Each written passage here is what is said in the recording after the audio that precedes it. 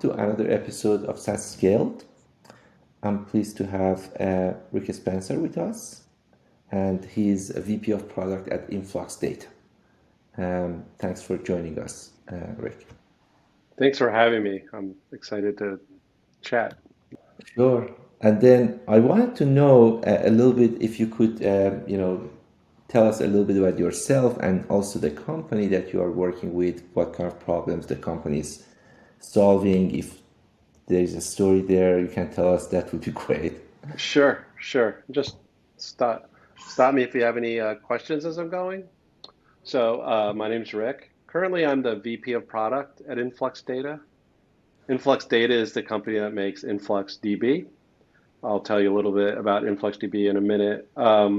My background is a bit varied, though. I started in the industry actually a little bit late in my late 20s, back in 1998. I was in the field of usability and user research and design. That was at Microsoft, but I was really focused on developers as my users, and so I did a lot of user research on developers at Microsoft. Um, I left Microsoft after 10 years. By the time I left, I was what was called a lead program manager.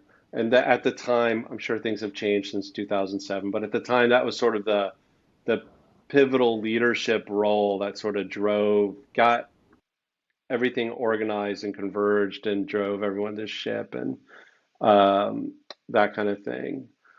Um, After that, I started leading engineering teams and I went really deep into open source. I got very interested in open source. I ran a pretty popular open source project for a long time.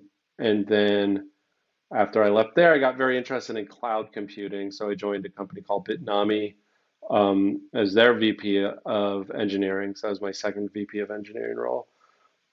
Stayed there for about 3 years. That company had an exit, and so then I took a summer off, and then I ended up here at InfluxDB, but as the VP of engineering for the platform team. And so I actually ran the engineering team for sort of the core cloud product that I think we'll mostly talk about today for about 2 years, 2.5 years, and then I just recently got quote promoted to VP of Product, which has been a really interesting and exciting transition for me personally.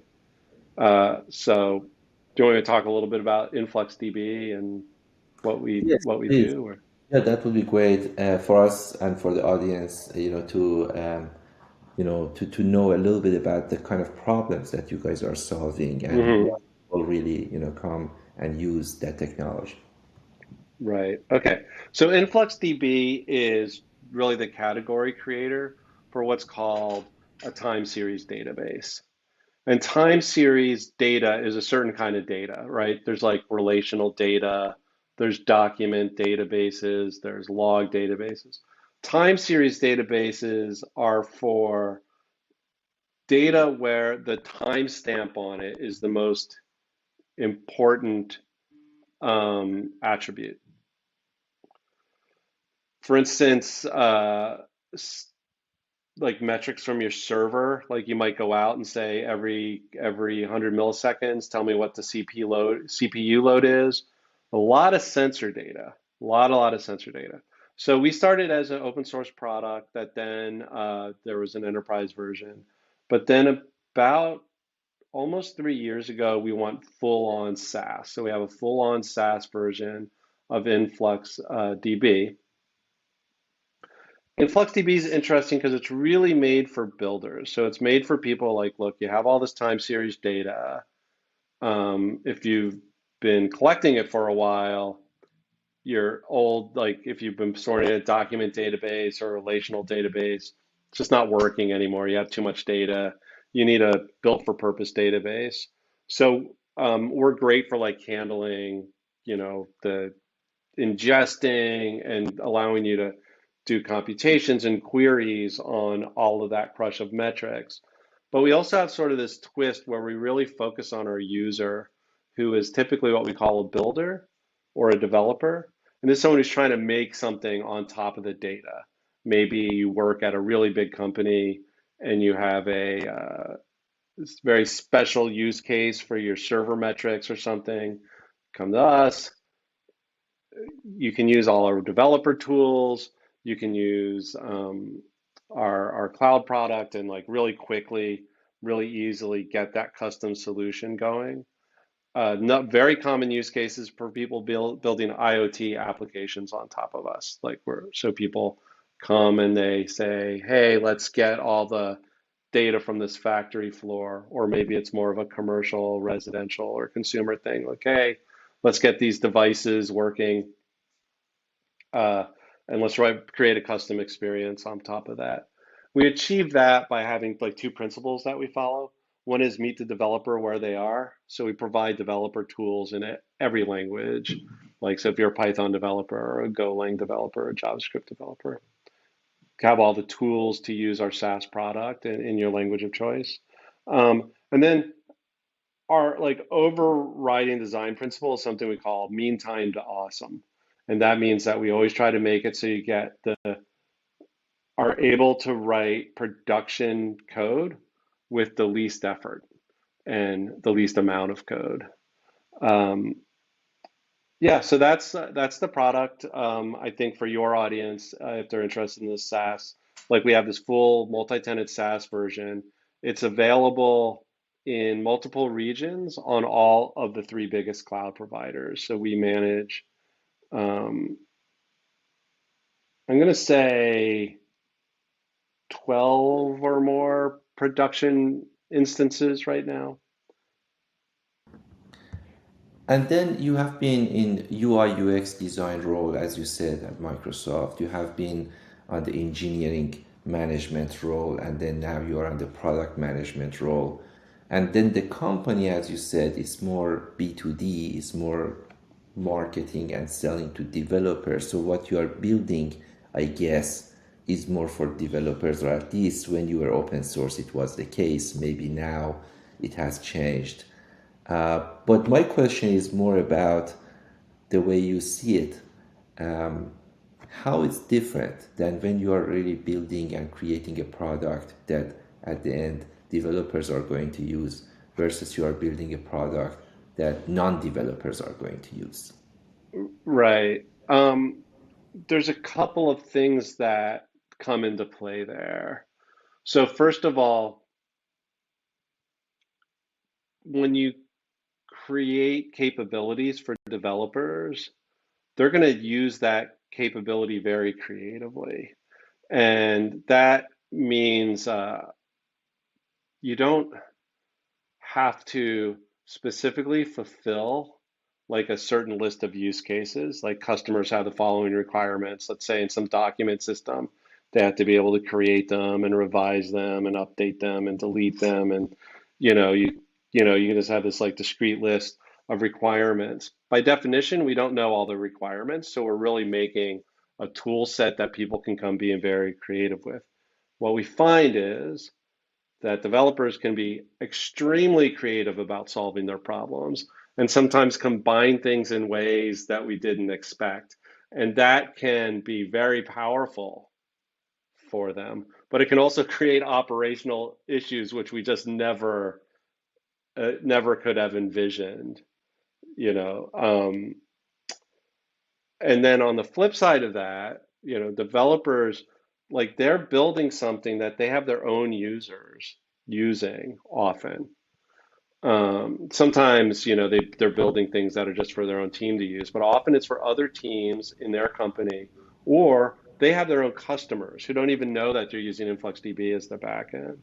Therefore, like we can't have maintenance windows, right? We can't be like all of our customers, their customers can't access the application because for our convenience, like we want to do some kind of upgrade or that kind of thing. Just from like an operational perspective, the sort of demands that customers put on it is maybe a little different than like your HR tools or your recruiting tools or your expense tracking tools, that kind of thing. I understand. Now, in order for me personally, and maybe some of the audience, to better understand exactly what is the difference between a time series kind of, database and a regular database that can store any data, Hmm. including the data that time is part of it.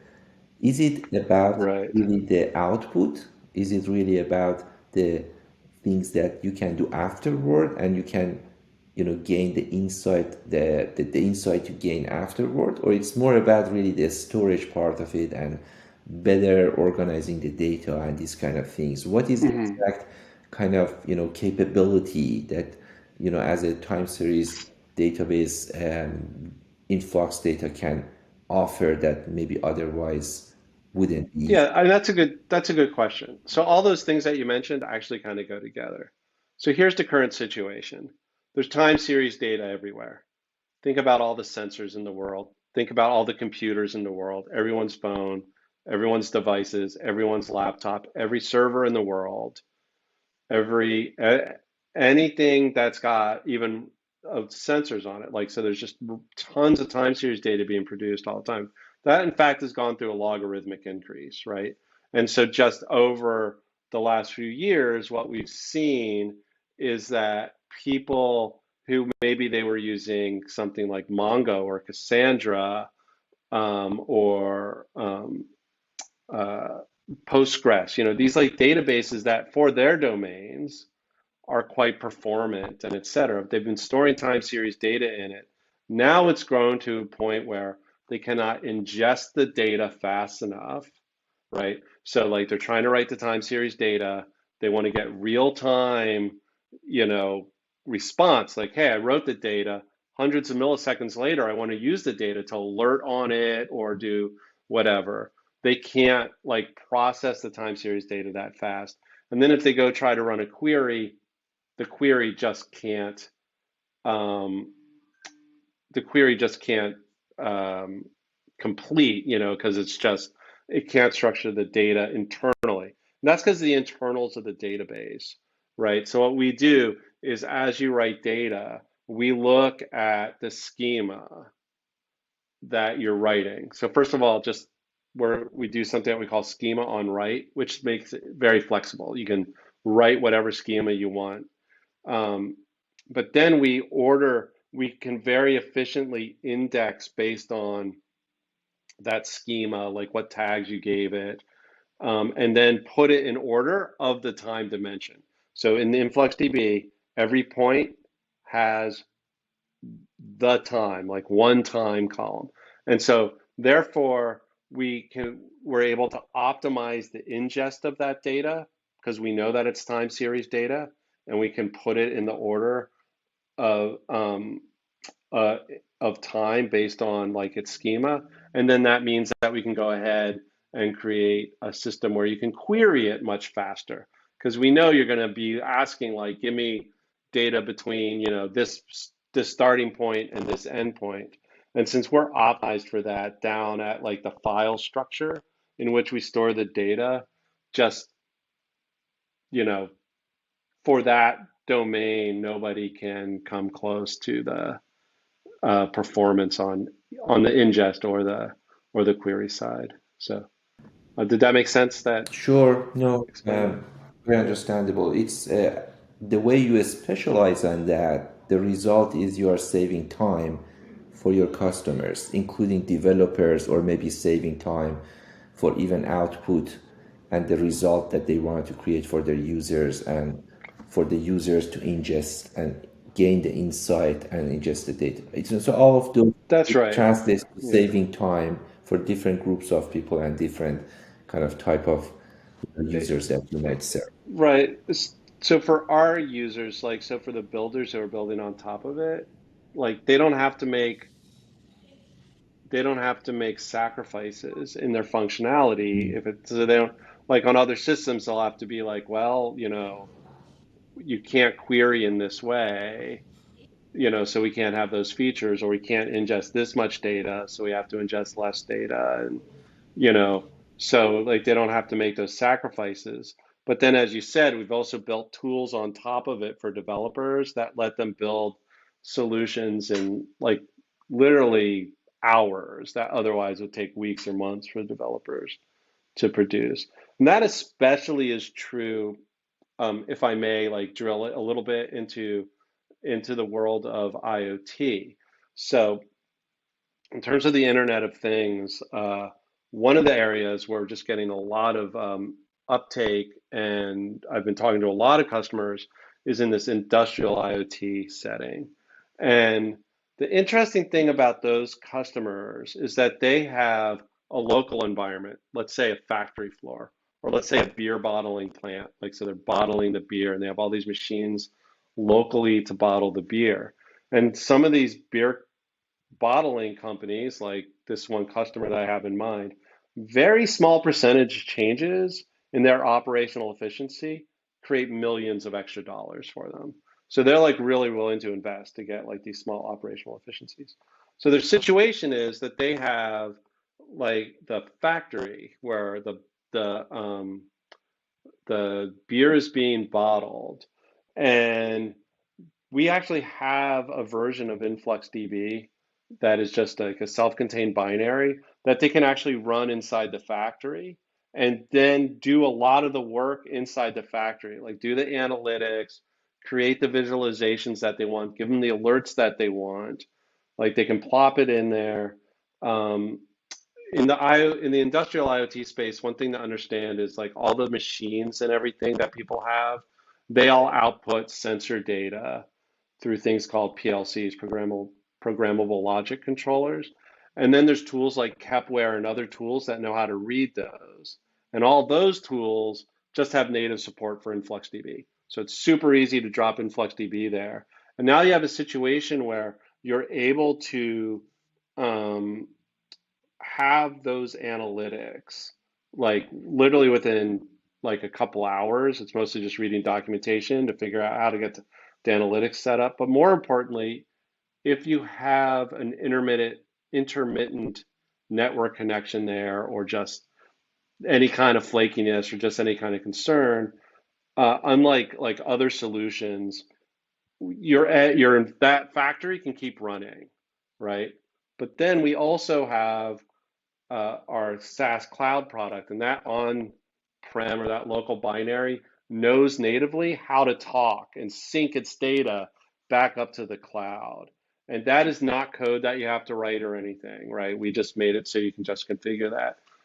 The One of the key things that customers get there though is right now their problem is I'm collecting the data in the factory, or whatever is the setting, but it's a lot of data. It's time series data. I'm getting at nanosecond resolution, maybe millisecond resolution. It's very costly for me and time consuming to sync all that data back up to the cloud. But with InfluxDB, you can use our tools locally to say, like, here, use the full resolution, like on the factory floor, but then you can only send up like sample data. Like you can say, let's say you have 100 millisecond resolution for something that you're taking, right? So that's like every second you have 10 or 100 of those metrics for a bunch of machines. Well, you can use our tooling to really quite simply say, like, okay, just give me the mean for every minute. And right there, you've reduced the amount of data by, orders of magnitude. So think of how much faster that data will sync up.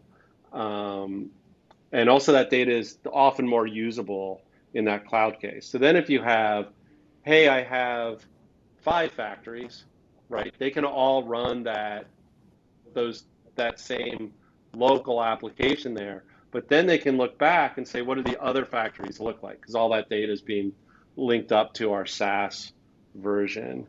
Um, like the amount of time that saves people to go, like, we have all this sensor data on the factory floor, to we're getting insights across all of our factories, like real-time insights, real-time alerts.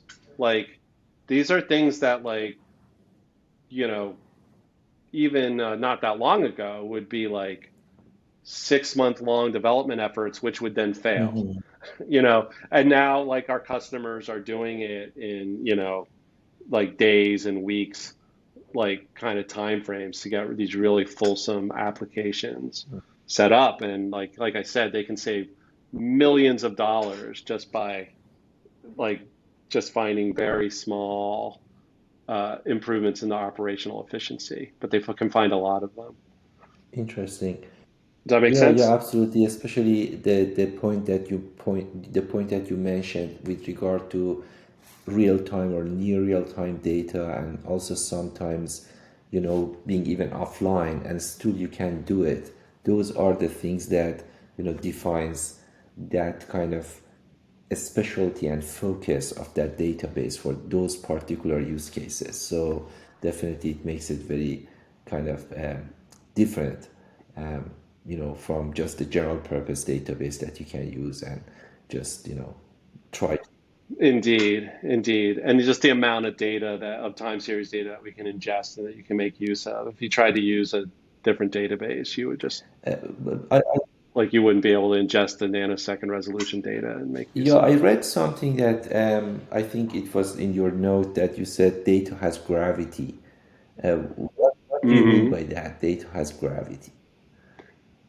So, so I already talked about like how much of this data gets produced, right? So let's contrast our situation with another SaaS product. So I'm not don't want to pick on them, but let's say take your HR Sure. tool, right? When you interact with your HR tool, they send you like a few megabytes of JavaScript. You send them back a few hundred kilobytes in a form post of data, right? And then they send you another, they send you more HTML and JavaScript. You send them back, another form post. Um, as the user of that product, like, do you really care where that server is in the world? Like, how much difference is it going to make in your use of that product as you're exchanging that kind of data with it, right? Those kilobytes. So that kind of data, like that document data, that's very low gravity. It just doesn't have that much mass. So you don't mind zinging it all over the Sure. world. But like say you're monitoring your Kubernetes cluster or you're developing an electric car and you're looking at all the sensors on it at nanosecond resolution. So you're producing hundreds of gigabytes, if not terabytes of data.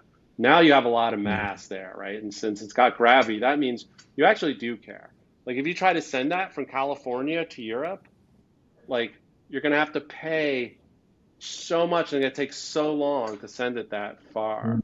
So, um, so for many of our users, the actual locality, like the physical location, makes a difference to their experience, right? Because if they're dealing with hundreds of gigabytes or terabytes of data. That's why we're in all the different regions in the world, and also why we're all the different cloud providers. Because if you're generating that data on, say, AWS or Azure um, or GCE, like you don't want to send that data out of that cloud provider only to have it be ingested by another cloud provider. Like it's just going to completely bankrupt you moving that much data around, not to mention just the latency of sending it over the internet. So that poses like a unique challenge to a SaaS product like us. And so that's why we've gotten really good at managing all these different production instances instead of just one. Considering your unique kind of experience with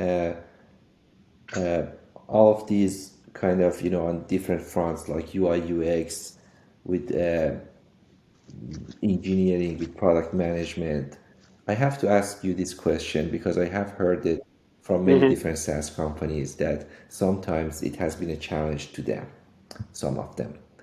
And it's about really how a number of things, but because they're interconnected, but I'm going to pose maybe one or two or three of these and then feel free to separate them if you want an answer, but or to, Hmm. put them all in front of you so you would know that different aspects. Number one is you have the UI UX kind of design, and then you have the product management, and then you have the engineering. And product management normally goes and define what we need to create, and then engineering goes there and just define how to do it. And then of course UI UX is kind of in between because you need to partially define it during your the process that you are saying what to create, and then the rest of the details get into the engineering cycle.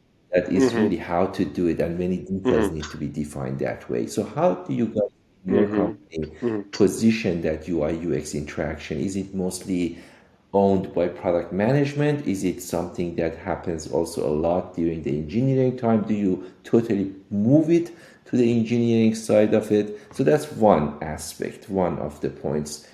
And then I would like to know, in correlation with that, how do you really define also the interaction between product management and engineering to draw the line and say product management really needs to stay very high level and let the rest be managed by software by engineering group, or so the product management needs to go a little bit further and also get into the details, and then Mm-hmm. let product engineering group focus more and just take care of the development. What is, based on your experience with these companies and what you have done in different roles, how do you see these kind of interactions? Okay, that's a good question. This is actually something I think about and write about a lot. So I I'll answer in two parts. And the first part is I'll explain a little bit what we call our design framework. And then I'll explain sort of how I define the product management role and how, the expectations for product managers. Um, so the first piece of the puzzle is this design framework. And so the reason we call it a framework and not a process is because we don't want to tackle every problem in the same way, right? So if like the problem is, we need to add you know, a message about something, we want to do a good job at that, but we don't want to spend 3 months designing that solution versus like we're just coming off of an experience where we just like redesign the whole query experience and how you deliver it. So so we one of the first things I did, actually, it was when I was still in engineering, was put into place this thing I call the design framework. And so it's got some principles that you're supposed to follow. And the first principle is that the product definition, that the design is multidisciplinary, right? So the product manager has a very important role as a facilitator in that process. But you, the expectation is that you'll bring designers in, that you'll bring developers in, depending on the area you're working, maybe documentation, and that they will be part of the process of the product definition. And you will not limit people's input based on their discipline. So, for example, I've seen instances where people invite developers to the product definition, but the role of the developer is tell me if you can build this or not. But if the developer has a good idea about what should be built or good insights about the customers, that those insights, that input should be just as valuable as anybody else's, right? So that's the first part. Like, are you doing multidisciplinary design? Then are you diverging and converging? In other words, and are you like, like I coach people like don't just accept the first good idea and grab it. Like make sure that you like really facilitate the team to like turn over a lot of rocks and think about things from different perspectives. But then you do have to choose something to in between each phase. And then the third is just about like keeping people aligned, right? The goal of all this is that all the different disciplines are aligned as you go through the process. And then there's three things that you need. Like you need a grab bag of techniques, um, whether they're UX driven or business driven. Then I say like you need a multifaceted view of what you're building. So I would say like think about the business, viewpoint, think about the technology viewpoint, think about the user's viewpoint, and make sure at every phase in the process you're bringing in those three perspectives. And then finally, you need uh, um, a phase model, right? And so this is where I say, like, you have to take the whole team through an understand phase. What's our user data look like? What are we seeing in the metrics? What are we seeing in the industry? What do competitors look like? And that really the product manager's team is to like facilitate creating a common understanding and then having some way of exiting that phase with like, this is our definition of the current situation. Then you go into the envision phase, which is like, okay, at a high level, how do we envision a solution? What are our design principles going forward? What are who's our target user? Like, do we need a persona for that user, or like how do we model the user, that kind of thing. And then you can take that into the specification phase. As you move through those phases, different disciplines then have more or less like really active roles. So by the time you get to the specification phase, as a product manager, you're really making sure that we're sticking with what we learned in the understand phase and sticking with the vision that we set, but also facilitating the developers and the designers working together to make something that's implementable, like, and but still meets those design criteria. So that's the way that I approach that. And it's actually really moved the needle, at least in terms of like job Mhm. satisfaction with people in the company, because they really enjoy, doesn't matter what discipline you are, you show up and you're like, hey, the product manager is actually like taking my input seriously. And, it creates a level of buy-in into the project that you don't see like if it's more like the case where the product manager, like, I wrote the document, I did the research, I wrote the document, I handed it to developers. Now I don't understand why they're being, uncooperative. You know what I mean? Because in this case, the document is the result of the process, not the input into the process.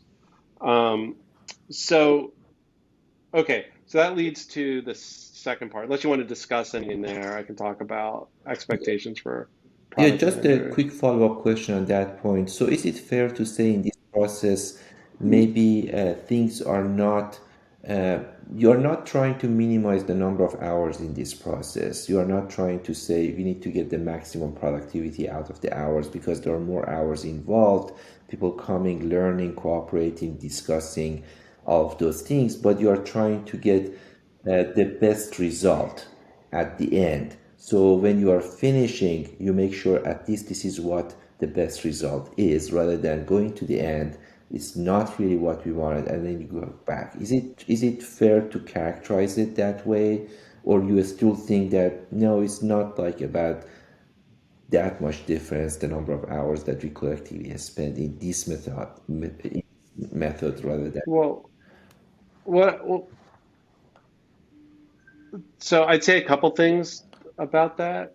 Um, First of all, if you don't do enough upfront work to get the alignment of your stakeholders, it's going to take a freaking long time to get everything done because you're going to thrash, you're going to be arguing about everything and, et cetera. So, like, it's not smart to skip the effort that goes into getting alignment. But as I said before, that's why we call it a framework and not a process. Because if there is urgency or if it is a small feature, like you really want to be able to hone, like design a design process for that problem that is appropriately scoped. So you really don't want to go into like a small feature and be like, okay, we're going to spend a quarter designing something. You can actually do that whole process that I just said like in an afternoon if like the scope is small. Or if it's something really critical like our query experience, it's like at the heart of our product, like, no, I'm sorry, you're just going to have to, it's going to take time, but you're going to get way better results. And like our new query experience is just amazing. It's just like I don't see anything that good in the industry. So I think the time invested was well worth it. And I suspect we actually ended up going faster, right? Because we kind of paved the road like all the way to the end, and then when we put the actual development on it, it's just like the car could just drive quickly Makes down that sense. road. Makes sense. So Yeah. yeah. So on the second point, that where you draw the line and how far the product management should go and where the product engineering kind of start from your perspective. There are different models that sometimes it results leaner product management team, but they pay attention mostly to the high level requirements and then leave the details to be figured out by engineering versus the other model. What is your kind of preferred method? Yeah. So again, one of the things that CEOs always hate about me is I really believe in local optimization. So like for at the team level, like I don't think that you can just prescribe like this is the way we do everything and every team gets the same directions. That drives people crazy because I'm like, especially when I was a VP of engineering, and I'd be like, sure, you can use that tool for your requirements tracking, and you can use a different tool for your requirements tracking because you're on different teams, you have different problems that you're working on. So choose a tool that's optimal for your, your environment. I kind of believe the same thing about your question about product management. It's really going to depend on the team and what they're working on, the seniority of the product managers. So the way I explain it to product managers is, sorry, for all the disciplines that roll up to me, they all have what I call three Ps for like setting like those are my expectations. And so for product managers, the three Ps are pro, partnering, passion, and project management. And so, partnering is like, hey, you're the glue that holds the company together. It's one thing to launch a product, it's another thing to actually land it with customers. And that includes, so you have to, partner with engineering to get the thing built, but then you have to partner with marketing, partner with sales, partner with support, that kind of thing. And set those expectations. Then for passion, I'm like, you need to like have like enough customer intimacy that you're excited about the real customer and use cases, excited about the product so that you have enough product intimacy that you can like talk about it intelligently, even if it's outside of the specific team that you're working on. And then enough intimacy with the market at large, right? With the domain that we're in. What are other developer tools like? What are the other SaaS companies doing? And that kind of thing. Um, and then the last part I call project management, which I think is like really touching on what you're talking about, right? Like, is the team getting blocked because they can't get requirements? Is the team blocked because, the design team is, you know, having trouble coming up with designs? Down to like, is the team doing a good job? Are you helping the team maybe with their sprint planning, right? So that last part, like, that's going to depend a lot on the team that the product manager is on, and also the seniority of the product manager, right? So like, people who are younger in their careers will maybe have less experience with things like sprint planning and understanding like why are the developers asking to work on paying down technical debt and that kind of stuff. So I want to expect somebody who's maybe a little earlier on in their journey to really be adding value at that level. But then, like for our senior product managers, I actually really expect them to be able to represent for the whole development team, like what they're working on, what obstacles that they're running into, and like what is the level of technical debt versus development that they're working on, and be involved in making that balance.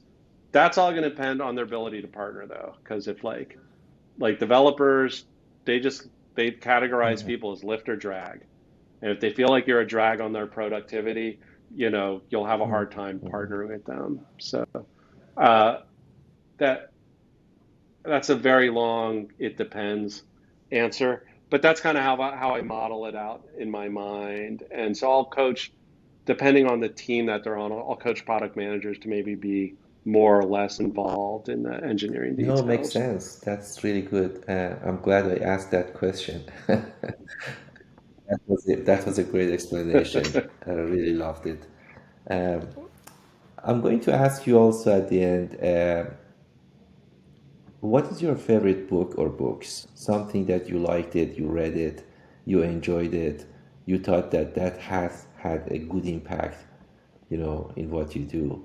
Um, Right. So, so I read a lot. I read a certain amount of fiction just for pleasure, and I just read dopey stuff like P.G. Wodehouse and just stuff that like has no no info. I don't read, heavy fiction.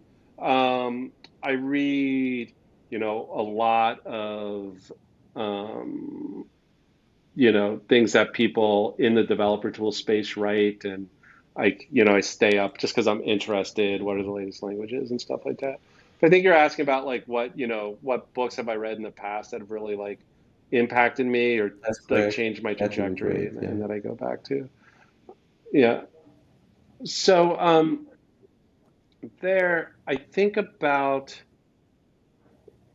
I really like books that have helped me think about what I call my own personal code of conduct, right? So like, how different like open source communities and things will have a code of conduct. Like these are the expected behavior for you to how to behave in this community.